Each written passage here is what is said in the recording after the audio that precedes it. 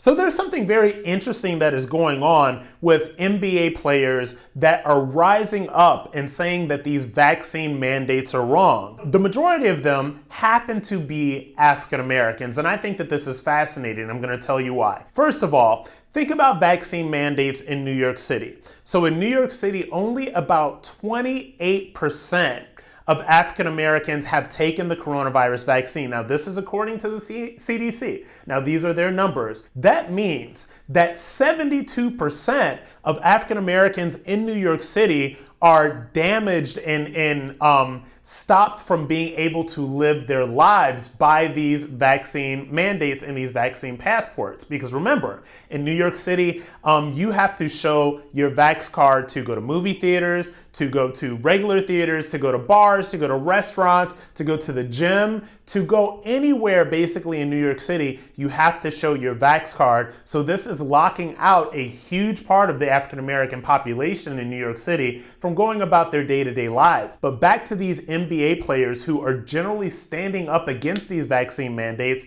and most of them, the ones that are the most outspoken, happen to be African American men. So what is going on here? And this is what I think. I think that the left and the Democrat Party and everybody else, their lackeys in the mainstream media and in the entertainment industry, they have been able to convince African Americans to do and believe and to say and to speak a lot of different things, but they are not able to bully and pressure and force these African American NBA players into taking the vaccines. Look at what Draymond Green said. He said that it's almost as if, you're not free because this is about freedom versus tyranny. Look at LeBron James. Now, LeBron James was pestered and pressured to take the vaccine for months, and then he finally said, okay, I have made the decision to take this vaccine, but I will not use my voice to tell other people what to do with their own bodies. And so now Whoopi Goldberg on The View said, this is wrong. Kareem Abdul-Jabbar is coming out and saying this is wrong. You should use your voice. And this is the thing with the left.